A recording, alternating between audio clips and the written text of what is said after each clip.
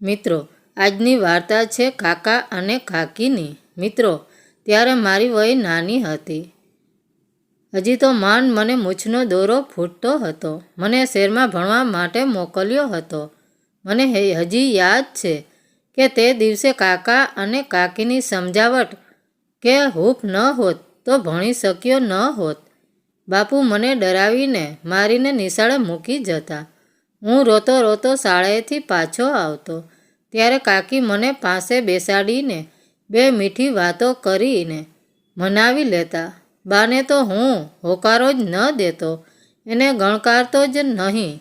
બા મને અવળચંડો જ કહેતા. બા કહે આમ કર તો હું તેમ ન જ કરું. બા કહે તેમ ન કર તો હું તેમ જ કરું. બા મારાથી થાકી હારીને લખાણ ખોટોનું બીજું બિરાદ આપે.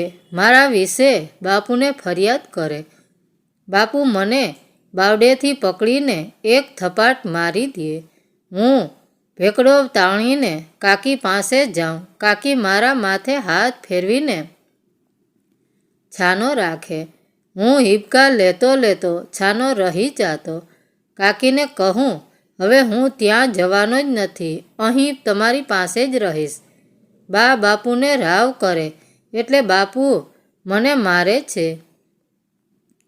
કાકી મને કહે, સંજુ બેટા, બા કહે તેમ કરીએ, તું તોફાન ન કરતો હો તો હું કાકીની વાત માની જાઉં હો. હવેથી તોફાન ન કરવાનું કહું એટલે કાકી પણ માની જાય અને હસી પડે. કાકી મારી સાથે હાથ લાંબો કરીને કહે, દે તાલી. હું કાકીના રકાબી જેવડા પહોળા પંજામાં મારી નાનકડી હથેળીથી ટપાક તાળી આપું ને એ ખડખડાટ હસી પડે. દિવાળીનું વેકેશન પડ્યું ત્યારે હું મારો સામાન લઈને ઘરે આવ્યો. ડેલીમાં પગ મૂક્યો તેવો જ હું ખમચાઈને ઊભો રહી ગયો. મારા પગ જાણે ધરતી સાથે ચોંટી ગયા. હું પૂતળા જેવો શસ્તબંધ બની ગયો. અમારા ઘરના વિશાળ ફળિયાના બે ભાગ પડેલા જોયા. વચ્ચોવચ્ચ માટીની કાચી વંડી ચણી દેવામાં આવી હતી. હું જે ડેલીમાં ઊભો હતો તે ઘરમાં મેં કાકીને જોયા. કાકી મને જોઈને અંદર ચાલ્યા ગયા. મને નવાઈ લાગી. સમજાઈ ગયું કે બાપુ અને કાકાએ ભાગ જુદા કરી લીધા હતા. મને થયું એવું તે શું બન્યું કે વચ્ચે વંડી ચણવી પડી. અમે અને કાકા જુદા તો રહેતા જ હતા. એક ઓસરીએ 3 ઓરડા હતા, તેમાં જુદા જ રહેતા હતા. વળી વીઘા એકનું ફળિયું હતું, તેમાં ભાગલા પાડવાની શી જરૂર પડી? મને કાંઈ સમજાયું નહીં. મને હતું કે કાકી મને જોઈને રાજી થતી બહાર આવશે. દર વખતની જેમ મારા હાથમાંથી સામાન ઉપાડી લેશે, પાણીનો ગ્લાસ અંબાવશે, ખાટલો ઢાળી દેશે, મને પાસે બેસાડીને પૂછવા લાગશે, કેમ છે દીકરા, તારી તબિયત સારી છે ને? કેમ મોડો પડી ગયો? તારે શેની ઉપાધિ છે? તારે તો ખાવું પીવું ને ધ્યાન રાખીને ભણવું. કામ કરવાવાળા અમે છીએ. કાકીની વાતોનો અંત જ ન આવતો. બાને તો પછી ખબર પડે કે હું આવ્યો છું. મારીને કાકીની વાતો સાંભળી બા બહાર આવે ને તરત બોલે, અલી પુષ્પા, મારા દીકરાને તે અધવચ્ચે રાખી પાડ્યો. ત્યારે પુષ્પા કાકી કહેતા, ભાભી, દીકરો ભલે તમારો રહ્યો પણ એને મોટો તો મેં કર્યો છે. મારી સામે જોઈને કહે છો ને મારો દીકો? હું તરત કાકીનો પક્ષ લઈ, હા, આ તરત જ કાકી મારી સામે હાથ લંબાવે ને કહે, દે તાલી. પણ હવે હું થોડો મોટો થયો હતો ને મારા બાવડામાં બળ પણ આવ્યું હતું એટલે હું કાકીના લંબાયેલા હાથમાં જોરથી તાળી ચમચમાવી દેતો. કાકી કહે, મારા રોયા, બહુ જોર આવી ગયું છે ને પછી હસી પડતા. મને આ બધું તાજું થઈ ગયું. મારી આંખોમાંથી આંસુડા બહાર આવી ગયા. ઘરના પછવાડે અમારું નવું વલાણ હતું. ત્યાં નવી ડેલી મૂકી હતી. ભારે પગલે હું ડેલીમાં દાખલ થયો. બા ઘરમાં હતા. મને જોઈને સામે આવ્યા. આવી ગયો? હું કશો જ ઉત્તર આપી શક્યો નહીં ને ફળિયા વચ્ચે ઊભેલી અજગર જેવી વંડી સામે જોયું. મારું મન ઉદાસ થઈ ગયું. બા સમજી ગયા. જુદા થવાની વાતની મને ખબર ન હતી. વેકેશન ખુલ્યું ત્યારે હું શહેરમાં ભણવા ગયેલો. ત્યારે અમે ભેગા જ હતા. કાકા મને બસ સ્ટેશને મૂકવા આવેલા. કાકીએ સુખડી કરીને મારા ડબ્બામાં ભરેલી. બા પાણીનો પ્યાલો ભરી આવ્યા. પાણી પીધા પછી હું જમવા બેઠો. મને જમવાનું ભાવ્યું નહીં. થોડું ખાઈને ઊભો થઈ ગયો. ચૂપચાપ ખાટલામાં લાંબો થયો. વંડીની પેલી તરફ કાકા પણ કામેથી આવી ગયા હોય એવું લાગ્યું. મને થયું કે પુષ્પા કાકીને મારા આવવાની ખબર પડશે કે તરત આવશે. ભલે બંને જુદા થયા તેથી શું થયું? લાકડીએ માર્યા પાણી થોડા જુદા પડે. કાકા સાદ કરીને હમણાં કહે છે, એ સંજ્યા અહીં આવ, પણ એવો કોઈ શબ્દ મારા કાને પડ્યો નહીં. એ આખી રાત મને ઊંઘ આવી નહીં. મનમાં જુદા જુદા વિચારો આવતા રહ્યા. શા માટે આવું કરવું પડ્યું હશે? કાકા અને કાકી મારા પર અપાર પ્રેમ વરસાવતા હતા. નાનપણથી જ હું કાકા અને કાકીનો હેવાયો હતો. ક્યારેક તો એની પથારીમાં જ સૂઈ જતો.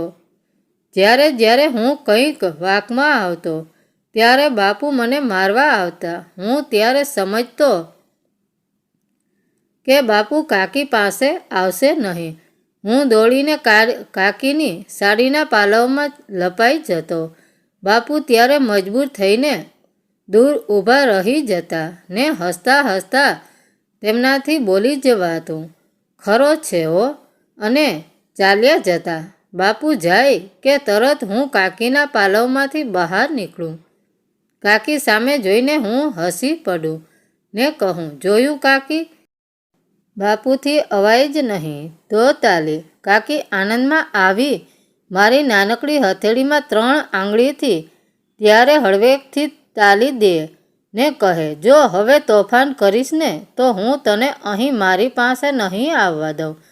પછી ભલે તને બાપુ ઠમઠોરે, હું કબૂલ કરું. પછી રમતે ચડી જાઉં. સૂતા સૂતા મારી નજર વંડી તરફ ગઈ. હું છળી પડતો. વંડી મને જીવતા અગજર જેવી લાગે. મને એક જ શરીરના 2 ચીરા લાગ્યા. મને હજી સુધી કોઈએ જુદા થવાનું કારણ જણાવ્યું નહીં. તેથી ખીજાતો મારું ચાલે તો કોદાળી લઈને વંડીનો ભૂક્કો બોલાવી દઉં. બીજે દિવસે સવારે હું ગામમાં ગયો ત્યારે મને માહિતી મળી. અઠવાડિયા પહેલાં જ આ બનાવ બની ગયો હતો. ગામના માણસો પાસેથી સાંભળ્યું મુજબ કાકીને ત્યાં તેમના બા રહેવા આવેલા અને 2-4 દી રોકાયા હતા. કાકીના મોંમાં વાત વાતમાં મારું નામ આવતું. વાત વાતમાં અમારો સંજુ કરતા, કારણ કે કાકાને સંતાન ન હતું. કાકા કે કાકીના મોં પર સંતાન ન હોવા વિશેની ગમગમીની જોઈ પણ નહીં. પણ કાકીના બાથી આ સહેવાતું ન હતું. એણે કાકીને કહ્યું, તારે સંતાન નથી તો તેની બાધા કંઈક લે એટલે થશે. સંતાન વિના ભવ કેમ કાઢશો? કાકી કહે, અમારે આ સંજુડો છે ને, એકે હજારો છે હો. ત્યારે કાકીના બાએ કહેલું, અત્યારે તું સંજુ કરે છે, પણ મોટો થઈને એ તમારા ઘટપણ થોડો પાડશે. એ સરોગે ન પુગાડે. ત્યારે કાકીએ વાત કરી કે સંજુના બાપુએ તો ઘણું કીધું છે કે ડાક્ટર પાસે જાઓ, પણ અમે જ ના પાડી. ત્યારે ડાક્ટર શું કરવાના? તેની બાની વાતમાં કાકી ઓછું ધ્યાન આપતા. અમે 3 ભાઈ બહેન હતા એમાં બંને મોટી બહેનો તો સાસરે હતી. બે ઘર વચ્ચે માત્ર બાળક નામે જ હું જ હતો. તેથી કાકીને મારા પર અપાર હેત હતું. કાકીની બાઈએ જોયું કે તેની વાતની અસર થતી નથી ત્યારે સીધું જ કહ્યું, આમાં તારા જેઠને શું વાંધો હોય? બધી જ મિલકતનો ભાગ એને જ મળે ને. કાકીના બાના 3 દિવસના રોકાણમાં કાકીના વિચારો ફેરવી નાખ્યા. તેમના બા ઉંબાડિયું મૂકતા ગયા. કાકીની મતી ફરવા લાગી. ધૂંધવાયેલા અગ્નિમાં ધુમાડો નીકળે તેમ કાકીના મનમાંથી વિચારો નીકળવા લાગ્યા. તે થોડા દિવસ કંઈ કહી શક્યા નહીં. એક દિવસ કાકા આગળ કાકીએ પોતાના ભરેલો અગ્નિ ઉખેડ્યો. કાકા કાકીની વાતની નવાઈ પામ્યા. આ તું બોલે છે? હા હા, તમને અકલ જ ક્યાં બળી છે? કાકી અને કાકા વચ્ચે ઘર્ષણ થવા લાગ્યું. વાત બાપુ સુધી આવી. બાપુએ કાકાને કહ્યું, પુષ્પાની વાત સાચી છે. આપણે જે કાંઈ મિલકત છે, મકાન છે, એના ભાગ પાડી લઈએ. કાકા કશું બોલ્યા નહીં. એ જાણતા હતા કે ભાઈ રોજનો કંકાસ ટાળવા ભાગ પડાવવા તૈયાર થાય છે. બાકી બાપુના દિલમાં તો દુઃખ જ હતું. બાપ જાણતા હતા કે હું ભણી ગણીને નોકરી કરીશ, બીજું કંઈ કામ કરવાનું નથી. જે કાંઈ કામ છે એ તો કાકા પાસે જ છે. તેની પાસે જ રહેવાનું. છતાં મન પર પથ્થરો મૂકીને બંને ભાઈએ સહી લીધું. દિવાળીના તહેવારોનો ઉત્સવ અમારા કુટુંબમાં ન હતો. એક જ માળાના 2 ભાગ પડતા હતા. કાકા અંદરથી અત્યંત દુઃખી હતા. રોજના કંકાસથી બચવા જુદાઈ સ્વીકારી લીધી. જુદા થવાની શરમથી તેઓ બાપુ સાથે બોલી શકતા પણ નહીં. આજે સવારથી જ વાતાવરણમાં પલટો આવ્યો. મને ક્યાંક ચેન પડતું ન હતું. તેથી રેડિયો લઈને સાંભળ્યા કરતો હતો. સવારે જ રેડિયો પર જાહેરાત આવેલી કે સાંજ સુધીમાં પવનની ગતિ ઝડપથી બનશે અને વધીને 100 કિલોમીટર થશે. આજ ગાજવીજ સાથે વરસાદ પડશે. સવારથી જ આકાશ વાદળથી ઘેરાવા લાગ્યું. બપોર થતાં આખું આકાશ વાદળોથી છવાઈ ગયેલું. ખેડૂતો પોતાના માલ ઢોર ઘાસચારો ગાડામાં લઈને ઘેરે આવી ગયા. સાંજ સુધીમાં પવન ફૂંકાવા લાગ્યો. ગણતરીના પળોમાં પવનની ગતિ તેજ થવા લાગી. બાપુ અને કાકા ઘરે આવી ગયા. એક વીજળીનો કડાકો થયો. આખું આકાશ મેઘગર્જનાથી ધ્રુજી ઉઠ્યું.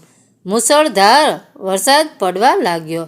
હું અને બાપુ ઓસરીમાં એક ખાટલો ઢાળીને વરસાદનું તાંડવ જોઈ રહ્યા હતા. અમારું મકાન બીજા મકાનોની આડશે આવી જતું હતું, જ્યારે કાકાના ભાગમાં આવેલું મકાન ખુલ્લામાં પડતું હતું. આથી બાપુને કાકા અને કાકીની ચિંતા થઈ. મારી નજર કાકાના મકાન પર ગઈ. પવને વાવાઝોડાનું રૂપ ધારણ કરેલું. આડા અવળા પવનના સુસવાટા આવવા લાગ્યા. કાળજું કાંપવા લાગ્યું. કાકાના મકાન પરથી ટપોટપ નળિયા ઉડી ઉડીને પડવા લાગ્યા. બાપુ ઉદાસ થઈને તાકી રહ્યા. ત્યાં જ પવનનો એક જોરદાર આંચકો આવ્યો. માટીની વંડી વરસાદમાં ઓગળવા લાગી. બાપુ અને બા પ્રભુનું સ્મરણ કરવા લાગ્યા. હું બાધા જેવો બનીને ઓગળતી વંડી તરફ જોઈ રહ્યો હતો. એકાએક વંડીમાં મોટું ગાબડું પડ્યું. વંડીનો થોડો ભાગ પડી ગયો. ફળિયામાં ક્યાંય પાણી સમાતું ન હતું. થોડી વાર વરસાદ ચાલુ રહેશે તો પાણી ઓસરી પર ચડવા લાગશે એવી ભીતિ થઈ.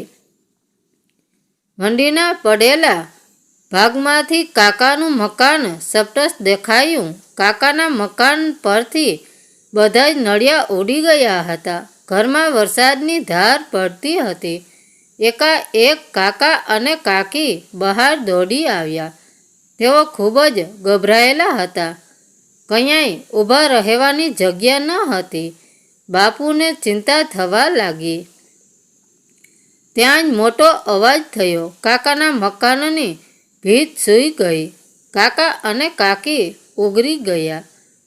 બાપુ કાકાને ત્યાં ગયા. તેમને દુઃખ ન લાગે એમ કહ્યું, ચાલો ઘરે. બંને પડેલી વંડીને ટપીને અમારા ઘરે આવ્યા.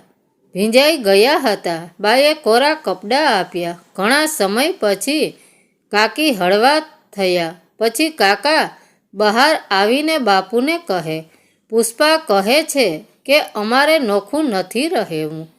આ સમાચાર સાંભળી બાપુને બાના દિલ ખીલી ઉઠ્યા. મને થયું કાકી પાસે જાઉં. એવું વિચારી હું એકદમ ઉઠીને ઘરમાં ગયો. તરત બોલ્યો, એમ વાત છે? ત્યારે કાકી આપો તાલી. કાકીએ તાલી આપી. હું ખુશ થતો ઝડપથી બહાર નીકળવા ગયો. પરંતુ ઘરમાં ભીની થયેલી ગારથી હું લપસી પડ્યો. બા અને કાકી, કાકા અને બાપુના ખડખડાટ હાસ્યથી અમારો માળો ગુંજી ઉઠ્યો. મિત્રો, વાર્તા કેવી લાગી? સારી લાગી હોય તો કોમેન્ટ કરીને જરૂર જણાવજો. ધન્યવાદ મિત્રો.